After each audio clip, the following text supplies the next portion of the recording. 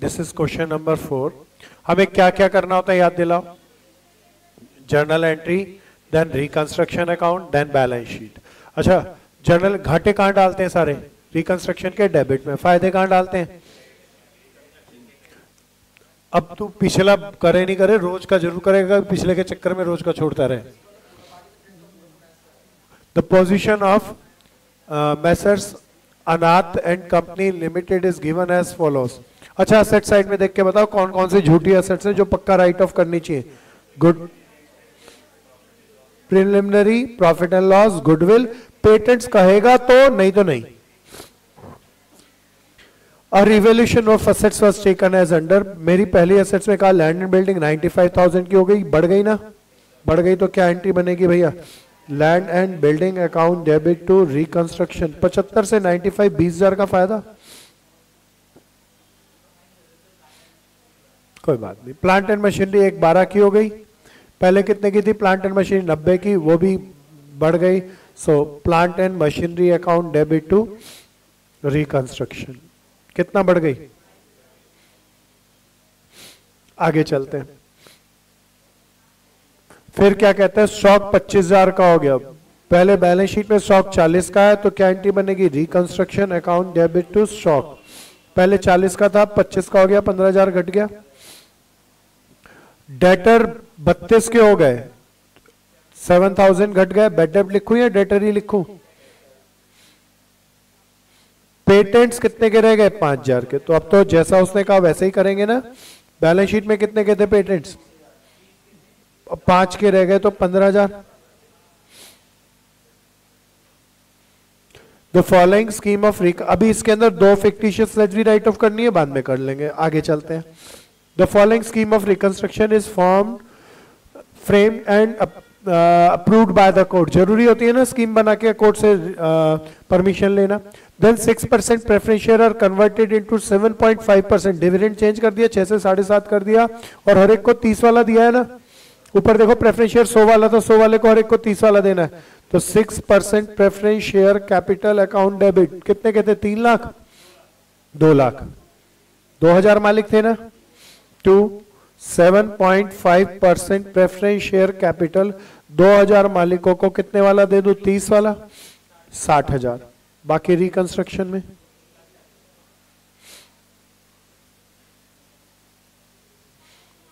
फिर आ जाओ नीचे एडजस्टमेंट में। Equity share are converted into the share of 5 rupees each, fully paid up.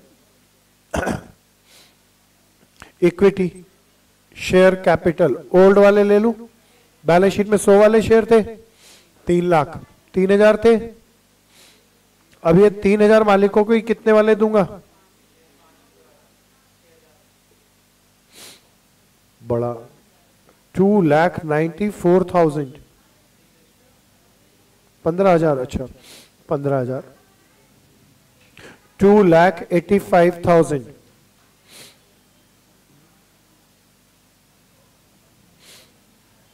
आगे चलते हैं भैया, पेज पलटो। अब ये अच्छी कहानी है, इसको ध्यान से सुनना। Sundry creditor are given a option to either accept 50% of their claim in cash. अच्छा, क्रेडिटर को कहा भाई आधा पैसा ले जाओ, मीन 100 रुपए किसी के होंगे तो 50 ले जाओ, भाई काम छुट्टी कर, 50 नहीं दूंगा, आधा पैसा ले जाओ फुल सेटिस्फेक्शन में, और convert there claim into the equity share of 5 rupees each. और पूरा लेना तो 5 रुपए के शेयर दूंगा, यही कह रहे हैं ना। अब इससे 2 ऑप्शन बता दी, मैं इसको टेबल बना लेता हूं। क्रेडिटर को हमने एक ऑप्शन दी कि कैश ले जाओ। अगर कैश दोगे तो कितना कैश दोगे? 50% कैश दोगे, बाकी मेरा फायदा हो जाएगा। अगर उसने बोला नहीं कैश नहीं लेना, तो मैं उन सबको इक्विटी शेयर दूंगा। कितने वाला? 5 वाला, कम नहीं करूंगा कुछ भी। आगे क्या कहता है, आगे समझिए। अभी ये एंट्री में कर नहीं सकता क्योंकि कितनों ने कैश लिया और कितनों ने इक्विटी लिया, ये नहीं लिया। अच्छा, डी एंट्री के नीचे पढ़ना भैया, 1/3 of value of creditor accepting the equity. अच्छा, बोर्ड पे आ जाना। बैलेंस शीट पे देखो क्रेडिटर कितने कहते हैं? 1.5 लाख में से 1/3 बोले तो कितने हजार? 50,000 वालों ने इक्विटी ले लिया, तो इसका मतलब इनको 10,000 इक्विटी दूंगा 5 वाले। अब कितने बच गए? 1 लाख। 1 लाख जो बैलेंस बच गया उसको बताओ कैश सारा दूं या 50% दूं, और 50,000 रिकंस्ट्रक्शन में। क्या है, समझ में आ गया? अच्छा बताओ, इस पुराने क्रेडिटर में से बैलेंस शीट में कोई भी जाएगा या सब खत्म? या तो इक्विटी दे दिया या कैश दे दिया। 50% जो बाकी बच गया वो तो रिकंस्ट्रक्शन में जाएगा। सो मेरे दोस्तों, बैलेंस शीट से क्रेडिटर पूरा खत्म। इसमें से इक्विटी कितने के दे दिए, कैश कितना दिया, 50,000। टेबल देखो, और रिकंस्ट्रक्शन में कितना गया, कोई पूछ लो तो क्वेश्चन गलत होता।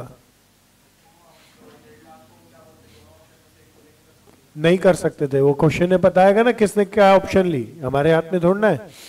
आओ जी ऊपर वापस आ जाओ। संडी क्रेडिटर गिव ऑप्शन वाली ही एंट्री हो गई। किसकी सही निकली एंट्री? डी एंट्री पे आ जाओ। The revaluation of assets are made.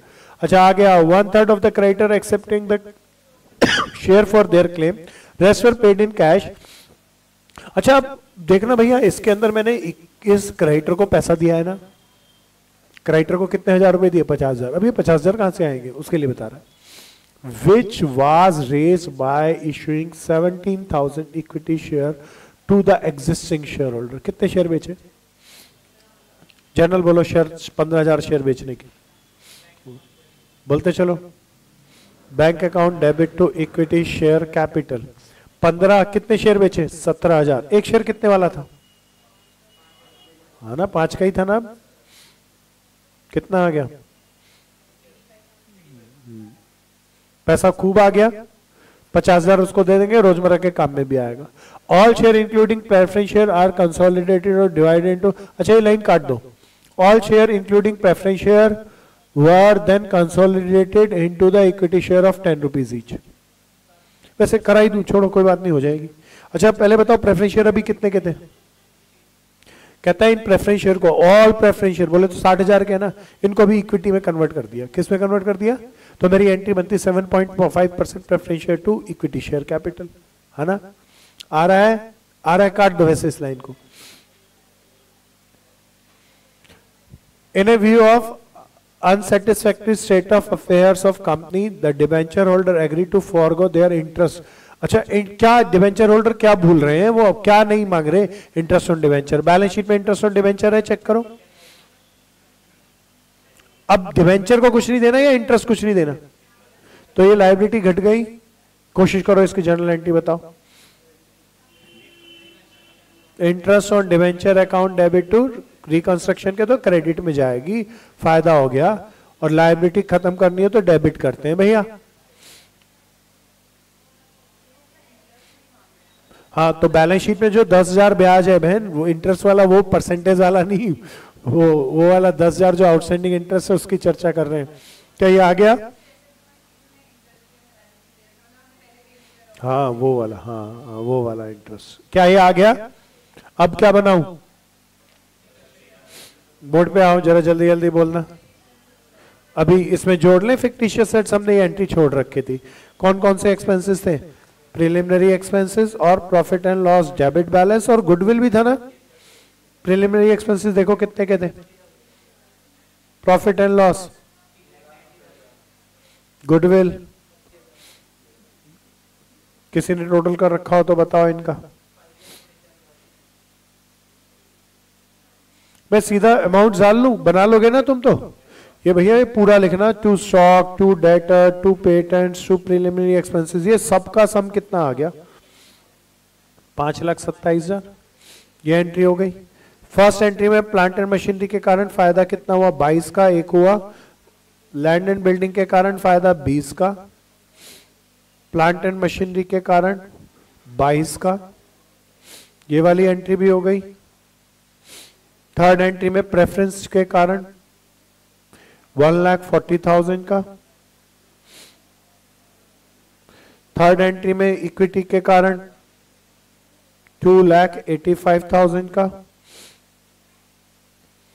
फिर क्रेडिटर के कारण 50,000 का। फिर इंटरेस्ट ऑन डिबेंचर के कारण 10,000 का। उठा भाई कैलकुलेटर, बोल। इधर का टोटल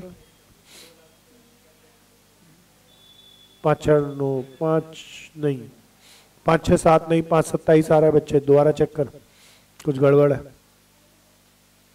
फिगर बोलूं, ध्यान से टोटल कर। 20,000 20,000 प्लस 22,000, पूरा बोलना, सारे मैं फिगर बोलूंगा तो टोटल कर ले।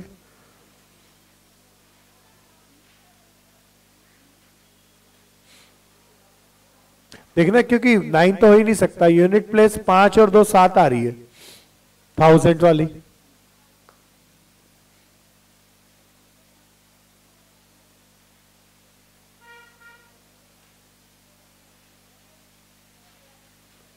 कैलकुलेटर नहीं लेके आती बहन? हाँ बहन, कॉलेज में पता नहीं कैसे पहुंचे बगैर कैलकुलेटर के। हो गया? कितना आ रहा है? तू उसका छोड़, अपना छोड़, बोर्ड में देख कहां से आ रहा है, कैलकुलेटर करके जोड़। 20,000 जोड़, चला कैलकुलेटर, 5,27,000 आ रहा है।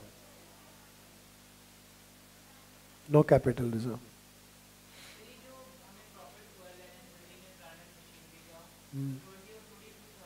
हाँ 44 डाल तो लिया ना बच्चे, 42 आएगा। हाँ बस तेरी गड़बड़ निकल गई, मिटा दो। अब बैलेंस शीट मैं बनाऊं या बना लोगे?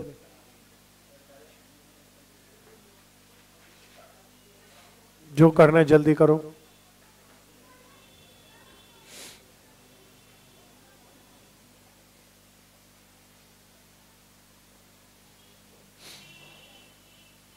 अच्छा अब जरा ध्यान से सुनना, 5th क्वेश्चन से पहले प्रेफरेंस शेयर का डिविडेंड सेम रखते हैं या कम कर देते हैं? कम ज्यादा भी कर सकते हैं। परसेंटेज कभी कहता है 5% से हमने 8% कर दिया, कर देते हैं ना, प्रेफरेंस शेयर को खुश करने के लिए वैल्यू कम कर देते हैं लेकिन डिविडेंड बढ़ा देते हैं। अच्छा कई बार ऐसा करता है, कहते हैं 5% से 8% कर दिया लेकिन पुराना डिविडेंड और नया डिविडेंड सेम रहेगा। इस तरीके से रिकंस्ट्रक्शन होती है। ये क्या है? ये इस क्वेश्चन में आएगी। हाँ शेयर की वैल्यू डिक्लाइन कर देंगे, डिविडेंड परसेंटेज बढ़ा देंगे लेकिन डिविडेंड सेम रहेगा, फर्क नहीं पड़ेगा कमाई में। बहुत अच्छी एंट्री है, इसको बहुत ध्यान से देखना। This is question number 5।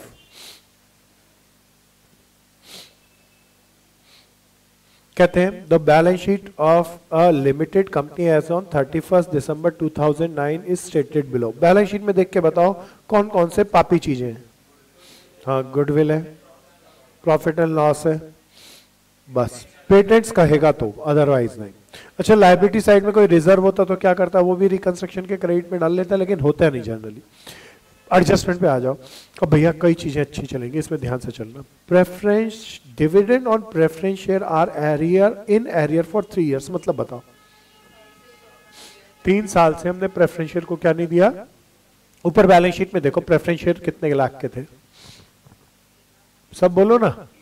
3 lakh पे कितना % देना था, तो 18,000 1 साल का, 3 साल का हो गया 54,000। कितने साल का है पेंडिंग है? 3 साल का। पहले बताओ ये 54,000 हमारी एसेट है या लायबिलिटी? लायबिलिटी में देख के बताओ क्या है, नहीं है तो रिकॉर्डेड लायबिलिटी और अनरिकॉर्डेड लायबिलिटी लॉक करना माइंड के अंदर। मैं बाजू में लिख लेता हूं, outstanding dividend on preference share unrecorded है 54,000 रुपया। क्लियर है? अगर इतनी बात करके छोड़ दे तो मेरे को तो लायबिलिटी है, रिकॉर्ड करनी चाहिए, लायबिलिटी दिखानी चाहिए। मैं इतनी बात पे एंट्री करता, outstanding dividend on preference share account debit, reconstruction account debit to घाटा हो गया ना, to outstanding dividend on preference share, और लायबिलिटी में दिखा देता नहीं बैलेंस शीट में। लेकिन कुछ आगे अभी इसके रिगार्ड में आएगा। The company adopted the following scheme of reconstruction. Reconstruction के आते ही पता चल गया, चैप्टर यही है। The preference share are converted, भाई अब ये लाइन ध्यान से पढ़ना। प्रेफरेंस शेयर ऊपर बैलेंस शीट में कितने % वाले थे? कहते 6 को कितने % में करो। अब इसमें कहता 100 वाले के 30 दिए, तब कोई झंझट नहीं था, लेकिन लाइन को ध्यान से पढ़ना। But revelled in a manner which the total return on them remain unaffected. अब बड़े ध्यान से देखना, this is my first working note, board पे आ जाओ। पहले बताओ ओल्ड डिविडेंड प्रेफरेंस का कितना बनता था? 6% ऑफ 3 लाख कितना?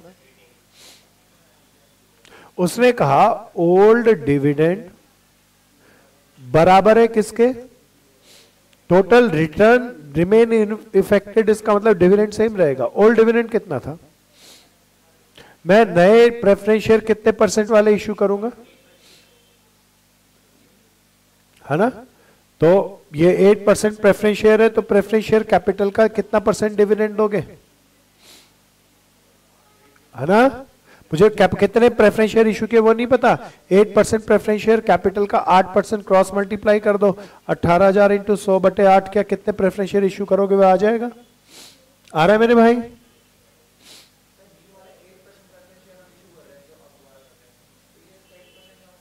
अच्छा इसको हटा ले। अब दिख रहा है प्रेफरेंस शेयर कैपिटल का 8% ब्याज पुराने के बराबर होना चाहिए। अब आ गया? तो मैं 8% तो नाम है प्रेफरेंस शेयर का इसीलिए लगा रहा हूं। क्रॉस कैलकुलेटर उठाओ निकालो। 18,000 इंटू 100 डिवाइड बाय 8, 2 लाख। अच्छा इसका मतलब प्रेफरेंस शेयर कितने के दिए भैया? अच्छा 2,25,000 का 8% निकाल के बताओ। 18,000 ही आया। सो डिविडेंड हमारे पुराने के बराबर ही आ गया, है ना? सो प्रेफरेंस शेयर पुराने कितने थे बैलेंस शीट में देख के बताओ? 3 लाख के। 3 लाख के प्रेफरेंस शेयर को कितने लाख के दे दूं? 2,25,000। तो बहुत अच्छी एंट्री है भैया, क्या समझ में आ गया? तो क्या एंट्री करें सब बताओ? 6% प्रेफरेंस शेयर कैपिटल, हाँ बहुत बढ़िया, 3 लाख, हाँ आ गया ना? 8% प्रेफरेंस शेयर कैपिटल 2,25,000, हाँ टू रिकंस्ट्रक्शन कितने? ठीक ना, अच्छा था। लेकिन इसका ऊपर वाली डिविडेंड से कोई लेना देना नहीं है, अभी वो रह गया, उसको आगे चलते हैं। फर्स्ट एंट्री भैया आ गई सबको। फर्स्ट एंट्री में ही और चीज देखो, the value of equity share brought down to, अच्छा कितने का फायदा होगा? ऊपर इक्विटी 10 का है, 2 का। सो एंट्री क्या बनेगी? इक्विटी शेयर कैपिटल और ले लूं 45,000, 10 वाले 4,50,000 ले लिए। 2 इक्विटी शेयर कैपिटल पुराने देखना कितने थे, कितने? 8 वाले जाएंगे, 3,60,000, 90,000 का रिकंस्ट्रक्शन, है ना? आगे चलो भैया, सेकेंड एंट्री बहुत अच्छी है, पढ़ो ना। हाँ मतलब जो ऊपर पिछले 3 साल का नहीं देना था, 54,000 रुपए देने हैं नहीं देने, पहले बड़ी करके एंट्री देखना। अच्छा पहले ये बैलेंस शीट में मुझे दिखा नहीं रखी थी, अगर मैं रिकॉर्ड करूं तो मेरी क्या एंट्री बनेगी? Reconstruction account debit to outstanding dividend 54,000, 54K लिख दूं ना। फिर ये आउटस्टैंडिंग डिवेंचर को मुझे कुछ देना है या नहीं देना? आउटस्टैंडिंग डिविडेंड को 54,000 को कुछ नहीं देना, तो मेरा फायदा। अच्छा 2 एंट्री समझाने के लिए कर दी, कुछ करूं या कुछ भी नहीं करूं? क्यों नहीं करूं, कारण बताओ? कहता है बैलेंस शीट में है नहीं, नीचे कहता है देना भी नहीं, फिर काय को बेकार में करूं, कुछ भी खत्म काम। क्या ये समझ में आया? ये समझाने के लिए कर रहा हूं, एंट्री मत कराना। आ गया सबको? आ गया? आओ आगे। हाँ जी, हाँ नहीं करता तो फर्स्ट एंट्री करता है ना भाई, बैलेंस शीट में होता तो कैंसिल करता। अभी तो ये कह रहा है फर्स्ट, अब आ गया ना समझे? आ गया ना पूरा? तो पहली एंट्री तो बनाता, तो लायबिलिटी है, 3 साल का डिविडेंड देना है, तो पहली एंट्री बनती है रिकंस्ट्रक्शन टू आउटस्टैंडिंग डिविडेंड। हाँ फिर जाता दिखाता मैं, वो दे देता तो फिर रिकॉर्डेड हो गई। हाँ एक मिनट, ये कंफ्यूज हो रहा है अपने क्वेश्चनों पे, क्वेश्चन सही से बोल। नीचे कैंसिल नहीं बोलता तो मैं कैंसिल की दूसरी एंट्री नहीं करता, पहली करता।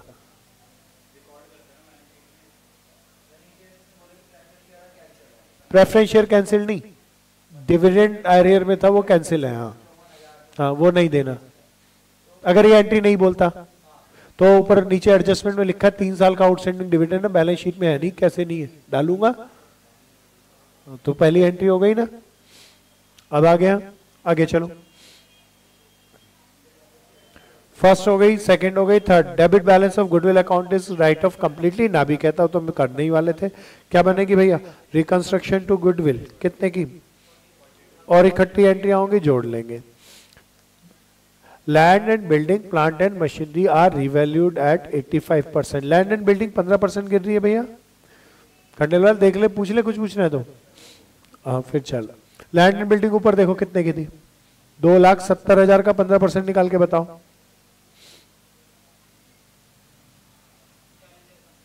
40,500 घटा दो, है ना? कैलकुलेशन सही करियो भाई। फिर प्लांट एंड मशीनरी का 20% निकाल के बताओ। हाँ 48,000 घट गया। फिर बुक डेप्ट of 7,200 be treated as bad डेप्ट and hence to be write off. क्या घटाऊंगा इससे, कुछ और या डेटर? बैड डेप्ट तो नहीं लिखेंगे, तो रिकंस्ट्रक्शन टू डेटर एंट्री हो गई। भैया अभी ये लाइन फिर अच्छी है, अब इसको फिर ध्यान से सुनना। अच्छा एक बार बताओ, बैलेंस शीट में क्या चीजें हो रही है जो मुझे राइट ऑफ करनी चाहिए? प्रॉफिट एंड लॉस देख के बताओ कितना है। लेकिन अब उसके रिगार्ड में नीचे एडजस्टमेंट में कुछ कह रहा है, इसीलिए कुछ गड़बड़ है इस क्वेश्चन में, ध्यान से पढ़ना। द कंपनी, अच्छा रिकंस्ट्रक्शन जब हो जाएगी तो कंपनी बेकार होगी या सही हो जाएगी? Company expect to earn profit at a rate of 45,000 per annum from the current year. अच्छा कंपनी एक्सपेक्ट का मतलब फ्यूचर की बात कर रहा है। रिकंस्ट्रक्शन के बाद सही हो जाएगी और हर साल कितना कमाएगी? 45,000। बहुत बढ़िया कमाए, कोई दिक्कत नहीं है, इसका तो मैं कुछ नहीं करूंगा फ्यूचर का। Which would be utilized entirely for reducing debit balance of profit and loss account for the 3 years। अच्छा which would be, अच्छा जो 45,000 अगले 3 साल तक कमाऊंगा उससे P&L राइट ऑफ करना है ना? तो इसका मतलब आज नहीं करना, अभी पढ़ो आगे।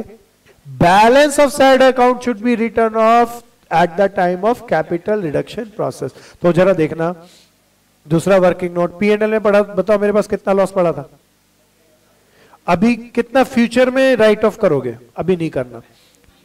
45,000 इंटू 3 साल तक यूज करेंगे ना, 1,35,000 ये फ्यूचर में राइट ऑफ करना है, तो ये बैलेंस शीट में एज इट इज पड़ा रहेगा। आज कितना राइट ऑफ करोगे? क्या ये समझ में आ गया? तो कितना P&L राइट ऑफ करूं, कितना बैलेंस शीट में P&L एज इट इज आएगा? 1,35,000 आ गया। ये अच्छी एंट्री थी भैया। आ जाओ जी, ये 6 एंट्री थी, 7 पे आ जाओ। बैलेंस, अब भैया जरा ध्यान से सुनना, रिकंस्ट्रक्शन अकाउंट या कैपिटल रिडक्शन अकाउंट बनाओ तो उसका बैलेंस कहां ट्रांसफर करते थे, याद दिलाओ, सब बोलो ना, कहां करते थे? कैपिटल रिजर्व में। अब वो बोले जो बैलेंस है उसे पेटेंट राइट ऑफ कर देना, फिर मैं बताओ कैपिटल रिजर्व में डालूंगा या पेटेंट घटाऊंगा? कई बार कहता है उसको 2:1 की रेशियो में स्टॉक और डेटर घटा देना, तो मैं घटा दूंगा। अब देखना अगली एंट्री ऐसी है, the balance of capital reduction is utilised to write down the, तो रिकंस्ट्रक्शन अकाउंट बनाऊंगा। जरा देख लेना, तीसरा वर्किंग नोट रिकंस्ट्रक्शन बना लेता हूं और भूल ना जाऊं इसीलिए लिख लेता हूं। यहां पे जो भी बचेगा वो क्या करेंगे? पेटेंट्स। अब इसका अमाउंट नहीं पता है लेकिन इसकी जर्नल भी करनी पड़ेगी, ठीक है? अभी जर्नल तो नहीं कर सकता। आओ जी आगे, फिर आगे क्या कहता है, पढ़ो भैया। कहता है सिक्योर्ड लोन 2,40,000 का, बीइंग इंटरेस्ट जिससे 12% is to be obtain by mortgaging the tangible fixed assets. अच्छा कितने रुपए का लोन ले लिया हमने? लोन लेने की एंट्री बताओ। बैंक अकाउंट डेबिट टू, हाँ बैंक लोन या 12% मॉर्गेज लोन? 10%, 12% सिक्योर्ड लोन नाम लिखा है, 12% लिखना जरूरी है ना।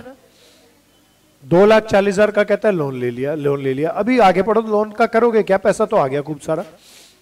कहता है for payment of bank overdraft and providing additional fund for working capital, रोजमर्रा के काम के लिए पैसा आ जाए और बैंक ओवरड्राफ्ट को देने के। अरे बैंक बैलेंस शीट में देखो बैंक ओवरड्राफ्ट है, पे कर दे।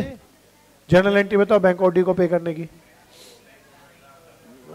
टू बैंक, कितना रुपया पे कर दूं? अच्छा जी, अब आगे चलते हैं। कोई एडजस्टमेंट बची बैलेंस शीट में देख के बताओ? असेट्स में कोई झूठी एसेट्स बची? नहीं, झूठी एसेट्स कोई नहीं बची। गुडविल थी वो कर ली, P&L था, पेटेंट्स के बारे में तो बैलेंस करके आएगा। अब कौन सा अकाउंट बनाऊं? आ जाओ जी रिकंस्ट्रक्शन अकाउंट के अंदर। पहली एंट्री में बताओ प्रेफरेंस शेयर के कारण कितना फायदा हुआ? 75,000 भैया आ रहा है ना। फिर इक्विटी के कारण कितने का फायदा हुआ? 90,000। पेंसिल से टिकिंग करते चलना। फिर इसके कारण कितना घाटा हुआ, ये सारा डिटेल डाल लू ना। गुडविल के कारण 42,300। फिर लैंड एंड बिल्डिंग के कारण 40,500। कोई कैलकुलेटर से सम कर लेगा तो बाद में घटाना आसान होगा।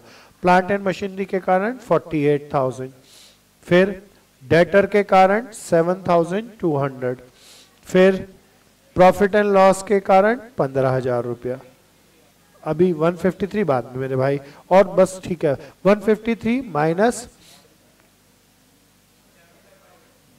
90,000, इधर का ज्यादा कितना आया?